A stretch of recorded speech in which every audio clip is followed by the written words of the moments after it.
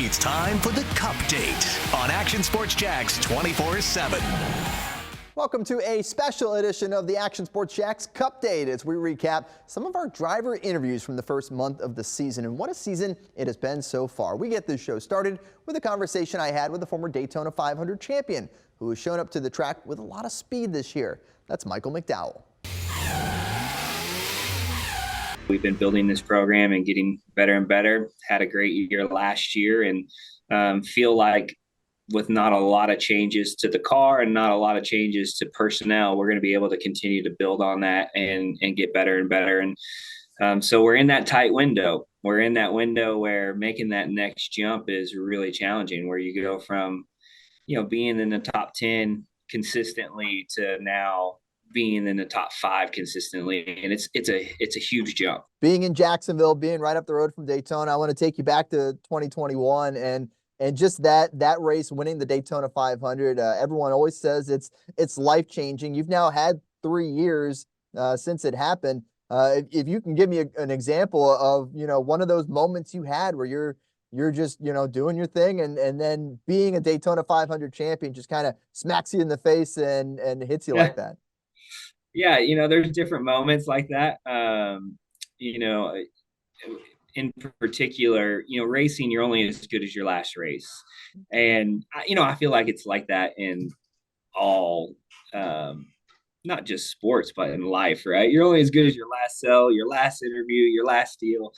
But the Daytona 500 is prestigious and it's big enough that you do have those reminders that are fun to not just relive, but just reflect, I think would probably be the best way to describe it, where you realize like not everybody has this and not everybody's had an opportunity to experience what we get to experience in winning that race. And so, it's a cool moment that you remember for sure. And there's different times where it seems far away. But it's a reminder of how, cool this sport is, that, you could be having a rough year or a rough career and capture these moments. And if you just look at the trajectory of our team and really the 34 car and results from 2021 moving forward, it's just been, incredible how much we've improved. And, I wouldn't say that all that comes from winning the Daytona 500, but it surely helped. It helped with our partnerships. It helped with our relationship with Ford Performance, helped with our alliances. It helped motivate people. It helped, just bring energy and life back into areas that needed a little bit of pep. And so, our sport has a lot of momentum to it, and momentum isn't something that you can just create. It comes with consistently performing and building. And so that was one of those key moments that helped get us moving in a good direction and kind of jumpstart some of the things that we needed to have happen. Racing has plenty of really cool trophies. Harley JRL trophy, that's a pretty cool one to have on the mantle at home, right? Yeah, for sure. Yeah, it's a heavy one too. It's not one you move around a lot. But it's super special. And, even just the history and just the prestige of Daytona, like, being able to show my kids, the outside of the Daytona, Hall of Fame there in the sidewalk, you have your name engraved on the big Harley J. Earl, right? The one that stays at Daytona. My ugly mug's on there, right? Like things like that. So it's a pretty cool opportunity to stamp your name in history and it's one of those races that people don't forget. Yeah, no doubt about that. And, you certainly had to wait long enough to get to that point, to get to that win, the first win in your Cup Series career. You didn't have to wait as long for the second one. I mean, that had to be so nice that last year you guys go out there and you dominate on the road course at Indy to get another win. I think that's all part of what you were saying with that upward trajectory of your race team over there at Front Row Motorsports. Yeah, it was super rewarding. I think that nothing will, replace or even come close to the magnitude of winning the 500. But the winning Indy last year was very special as well. And I think mostly because when you look at an Indy race or a road course or a short track or something like that, in order to win those races, you really have to have the best car. You have to have the best strategy, and you have to execute pit stops. Everything has to go just right. And I feel like that was our best performance as a group, as a team, and the most speed that we've had. And so to be able to do it the way we did it was very rewarding, because it wasn't something we backed into. It, we controlled the race. We were the fastest car. We executed it on pit road. We did everything that we needed to do as a group. And we finished it off, which you don't always get to, right? Caution comes out, and you get crashed on a restart, and then it's all over, and we're not having this conversation. So, but we also knew it was coming. And what I mean by that, that's not being arrogant, but we were the second best car at Sonoma, had a shot at winning that race.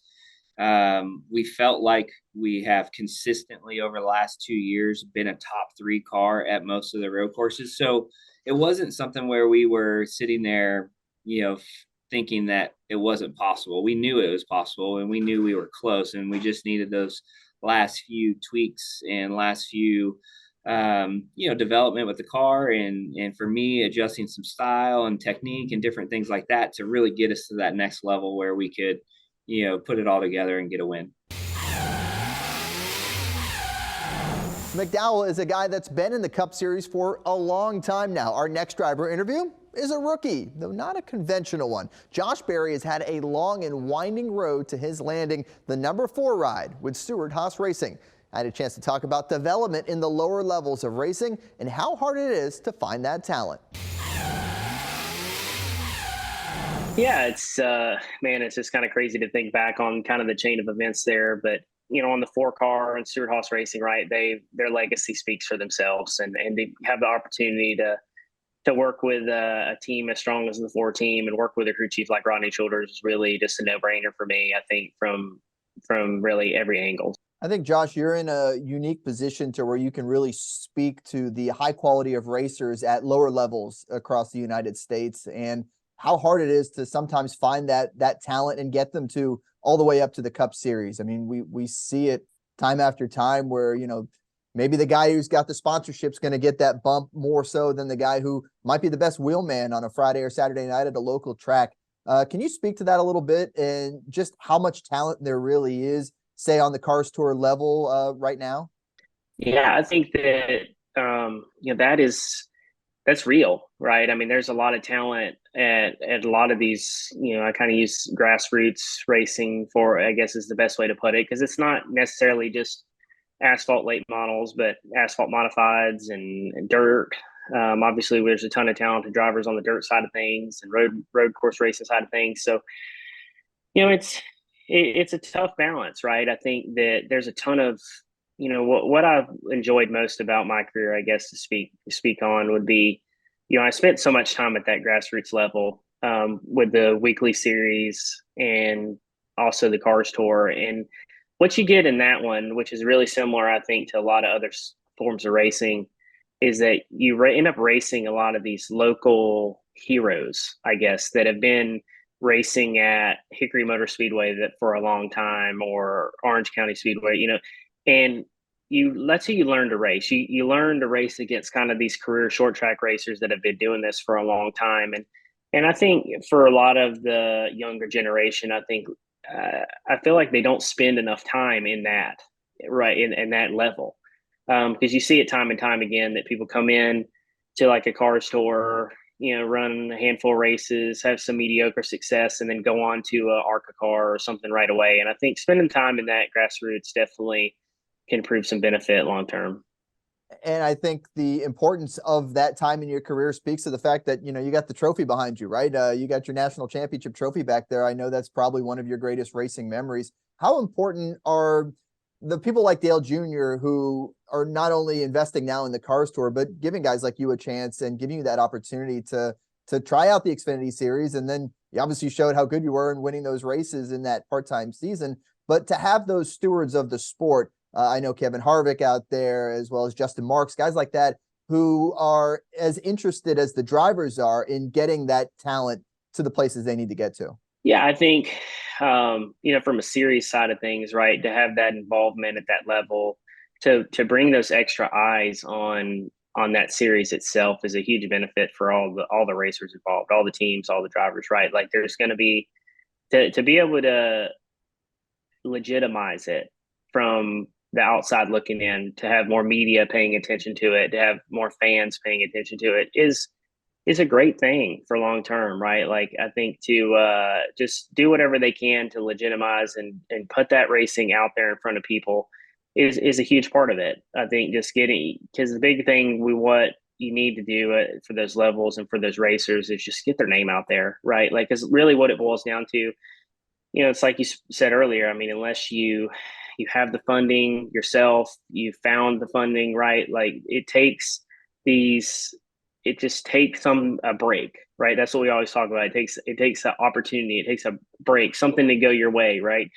And for me, that was Dale, right? That was Dale, Kelly, LW, everybody at Junior Motorsports that they gave me an opportunity, but then continued to believe in me and kind of molded me into the racer that I was at that level, right? And then ultimately, I got another break by going back and going into the Xfinity Series, right? So just getting in a stock car was one break. But for a lot of these guys, it's going to be different. Maybe that's, getting some manufacturer support or a sponsor, right? Somebody that watches them race and thinks, man, I want to help this guy, right? Like anything we can do to get eyes on that level of racing will help everybody in the long term. When you think sports, you think Action Sports Jacks, the official station of the Jaguars, on location for every game. But the most experienced team in town doesn't stop there. From high school football to the big events in the area, Action Sports Jacks is always on. Now, we take that to a new level. Action Sports Jacks 24/7 is around-the-clock coverage of the teams you love and the moments you can't miss. The best local sports in Jacksonville on Action Sports Jacks 24/7. You're watching the Cupdate on Action Sports Jacks 24/7.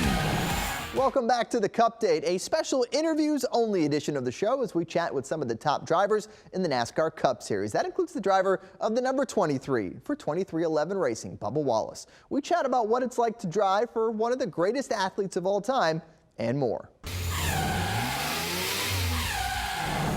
How much did kind of the back half of that 23 season encourage you here for the future for 24 and beyond? Just the way you guys were able to string together those great performances when you needed them at the end of the regular season and then advancing around in the postseason as well. Yeah, I think it's just everybody, taking a step up and delivering to the plate on what we needed to do. So we know what we're capable of doing. It's just a matter of bringing that from the start of the season to the very end. And we have a great group of guys this year, some new faces, a lot of familiar faces, but just what we're working on over at Airspeed, the brand new shop there we just finished completing. It's fun to see the growth of this team. Both the 23 and the 45 are hungry for more, knowing that we had our best year yet as a two-car organization. We're now in year 4, starting year 4, and to be there from the inception is really, really cool. So we just got to step up and be ready. You mentioned year 4, obviously the familiarity grows each and every season. How have you seen that kind of steadily rise as each year has gone, getting used to the people around you in the building and on your team, as you mentioned, now entering year 4 with 2311? Yeah, I mean, just continuing to gain the experience and knowledge of how the sport works, the ins and outs on and off the racetrack is important, not only for me, but everybody a part of this race team. And so to see things and how they've come together, I think has been just fun.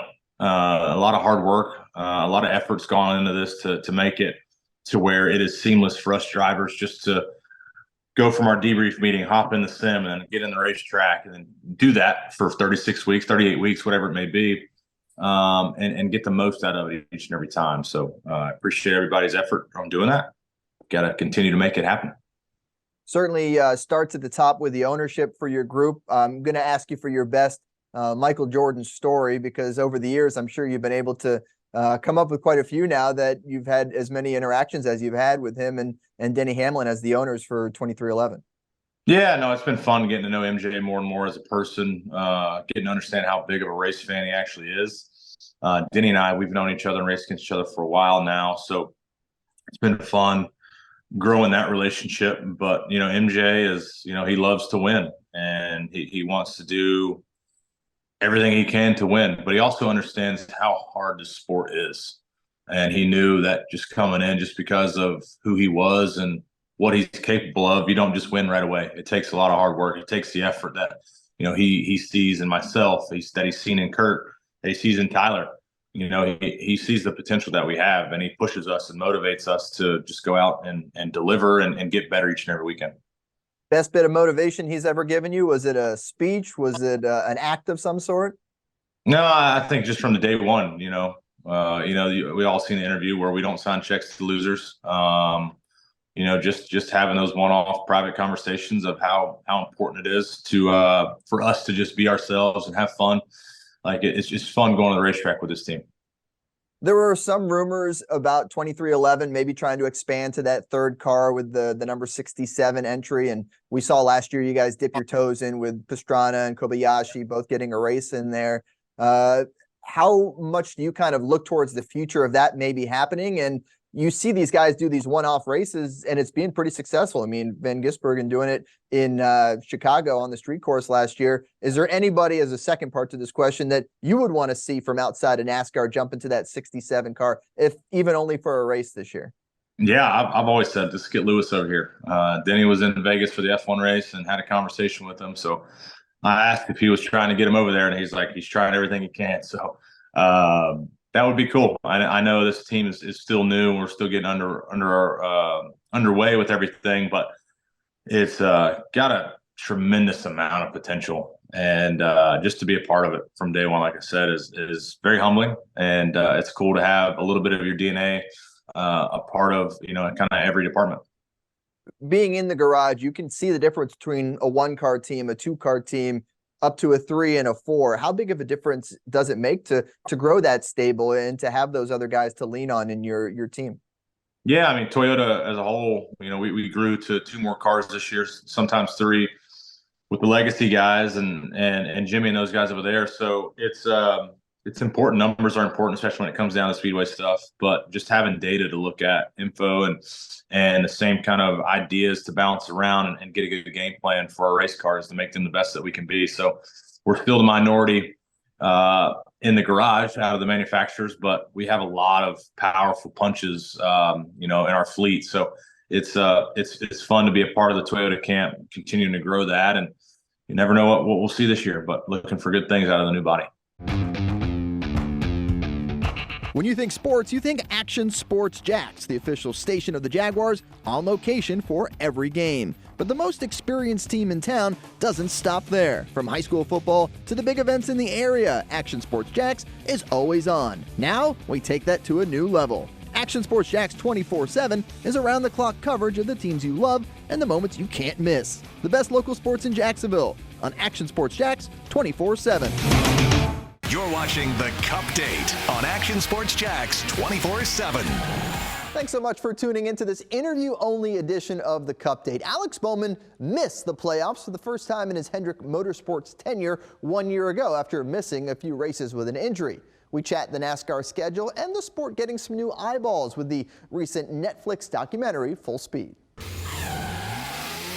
I'd say a lot has kind of changed over the last few years just with the way the schedule has been composed. Adding Atlanta as a quasi super speedway track, adding all these different road course races where you're now having to do a completely different style of racing a lot more often. It used to be forever just the 2 races on the schedule, but now they keep adding to that part. How do you like the way the schedule has kind of evolved here over the last decade, really? Yeah, for sure. I mean, I think the biggest thing is NASCAR is continuing to change things and change it up and diversify the schedule. Obviously going to new venues, places we haven't been before. We raced on dirt for a couple of years, a lot of road courses. We go to street course now. So it's cool to go to new places. I'm all for new racetracks. I think it should always kind of be fresh. And, we go to a lot of great racetracks, but at the same time, we've been going to everywhere for a long time, it seems like. So going to places that are new and kind of exciting and bring that little bit of excitement is really cool. So looking forward to, going back to Iowa this year, which is going to be really cool. And just kind of hitting some new venues and trying to continue to get better at the road course thing, because obviously we road course race a lot now. And the street course thing is kind of its own animal too. So excited about all that. Yeah, new venues is certainly one way to kind of get the fan base energized, get some new eyeballs on the product, as is the recent Netflix Full Speed documentary. I'm sure you're going to get asked a lot about it, but I kind of want to know the driver's perspective on this thing. Have you watched all 5 episodes? Did you binge it at home like me and many other people I'm sure did? And what were your kind of thoughts on what that does for NASCAR and for the sport, just really elevating the product and getting it in front of some new viewers? Yeah, I hate to say I haven't watched it. I feel like I'm too close to it. Like that's not something I could watch, but I did hear from some of my friends that William Byron really loves Fruit Loops. That was their takeaway from the Netflix show. So no, I think it's great. It's great for the sport, right? Like showing people's personalities. I think Denny's personality is really shown a lot in the show. So I think that's great. Like getting more eyeballs on the sport, kind of exposing it to new fans, and those strong personalities are really important for the sport. So I think it's all good. I just don't know that I can watch it. I feel like I'm too close, and I don't know, maybe I might, but I haven't yet.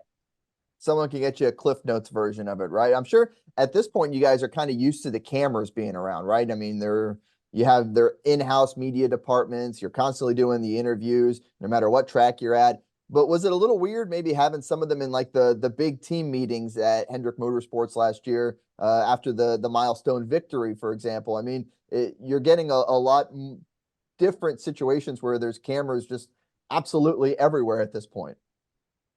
Yeah, for sure. I think we are used to cameras being around a lot, but not in competition meetings and not in stuff like that. So definitely a little bit different, but I think it's great for the fans to be able to kind of see what we do. I think, there's maybe not a ton of misconception, but a little bit that we're just hanging out during the week and not doing anything. And it's like a full-time 7-day-a-week thing. So it's cool to be able to give some of that access. And I wasn't a part of the show with everything I had going on with missing the playoffs and obviously kind of a bad year for us. But I think opening the door to Netflix and to fans like that is really important.